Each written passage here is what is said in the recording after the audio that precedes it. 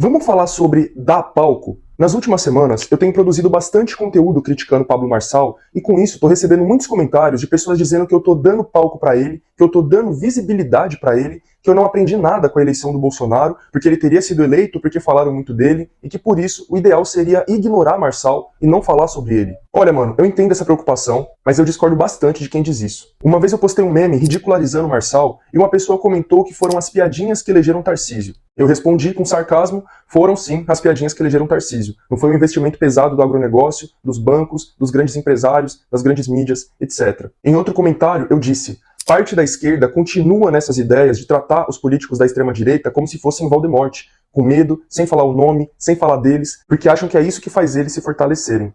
Vão lá nas páginas deles para vocês verem um negócio, para vocês verem como eles não fazem outra coisa a não ser postar coisas da esquerda para os seus milhões de seguidores diariamente. Se fosse assim, a esquerda estaria enorme com todo o palco que eles dão para ela. Mas não é o que acontece. Eles batem, zoam, xingam, fazem memes, expõem, ridicularizam e ganham milhões de apoiadores em cima disso. Fiquem nessa de que o caminho é não falar sobre eles e sejam engolidos. Eu falei isso no dia 23 de julho. De lá para cá, segundo o Instituto Datafolha, Marçal subiu de 10% nas intenções de voto para 21%.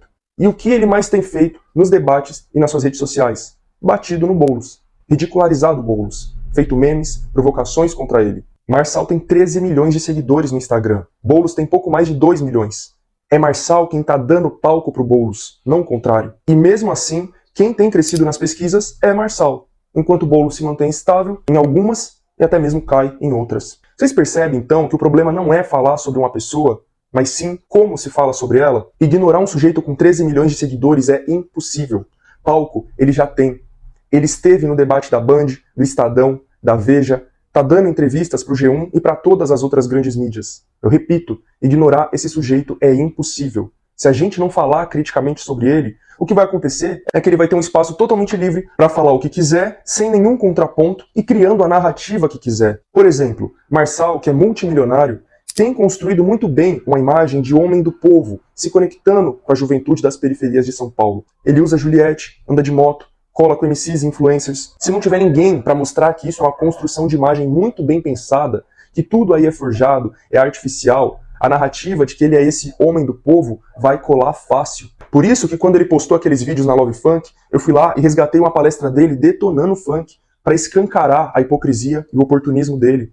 Se eu sou uma cantora que mostra metade da bunda, canto funk que destrói toda a base cognitiva dessa geração. Eu tenho milhões de fãs.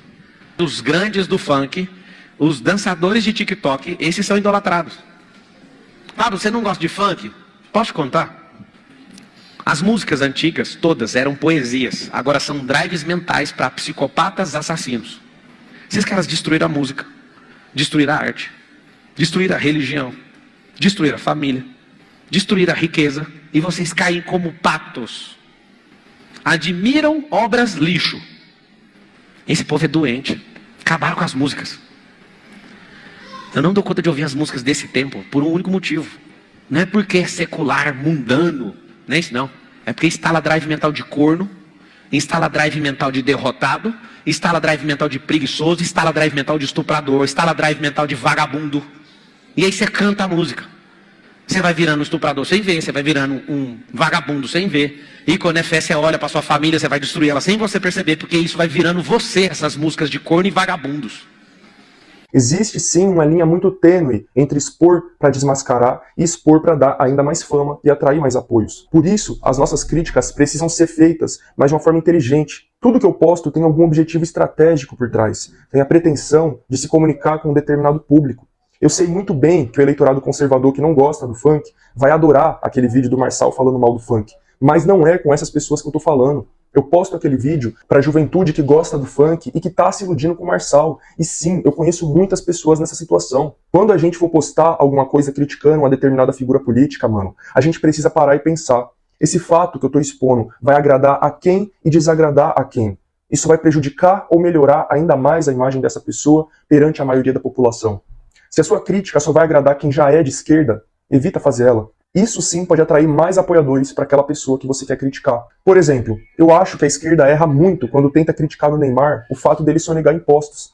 Fala pra mim, minha gente, quem é que gosta de pagar imposto? Ninguém quer pagar imposto, não. Falar que Neymar sonega imposto não causa prejuízo nenhum à imagem dele perante a maioria da população. Outro exemplo, eu vi essa matéria do Metrópolis recentemente. Marçal critica a teoria da evolução e defende criacionismo nas escolas. Eu, particularmente, acho isso um tremendo absurdo. Mas eu não compartilhei isso nos meus stories. Esse é o tipo de crítica que não tira nenhum único voto dele. Pelo contrário, mano, gera ainda mais apoio a ele. Essa é a noção que a gente precisa ter na hora de fazer nossas críticas à extrema-direita. A gente tem que saber como o nosso povo pensa, como o nosso público-alvo pensa e quais tipos de crítica vão surtir efeito. O vídeo que eu postei do Marçal criticando o funk foi certeiro. Eu sei que tiveram pessoas, tanto de direita quanto de esquerda, que viram ele falando mal do funk e concordaram com ele. Mas a repercussão que o vídeo teve entre MCs e DJs de funk foi gigantesca. Eu pautei o debate. Eu influenciei o posicionamento de gigantes do funk, como Rariel, Ig, Rian, Renan da Penha e tantos outros. O oportunismo do Marçal nesse ponto foi escancarado e chegou no dono da Love Funk, que disse pro G1 que conhecia pouco do Marçal e que foi surpreendido pelo vídeo dele criticando o funk. Ele chegou a recuar e dizer, ao meu ver, de forma cínica, que a Love Funk não está apoiando a candidatura de Marçal. O MC Rian SP, que aparece num vídeo de meses atrás abraçando o Marçal e dizendo que é muito fã dele, também recuou e fez um story dizendo que não apoia nenhum candidato. A gente sabe que esse recuo deles só veio porque toda a situação pegou muito mal, né, mano? Mas, de qualquer forma, isso é uma derrota pro Marçal. Depois de lá se rastejar pelo apoio dessas pessoas, ele vê elas declarando publicamente que não o apoiam, é muito vergonhoso pra ele. Enfim, eu acredito que esse é o caminho. Criticar sim, mas de forma inteligente e estratégica, e colocando ele contra a parede, colocando ele na defensiva, forçando ele a se justificar, não se justificando pra ele, como mostrando a carteira de trabalho assinada. Para além disso, mano, entender que nós não tá debatendo no campo da racionalidade, a gente tá combatendo um ser irracional que cresce em cima de emoções. Então é nesse campo que a gente precisa aprender a jogar.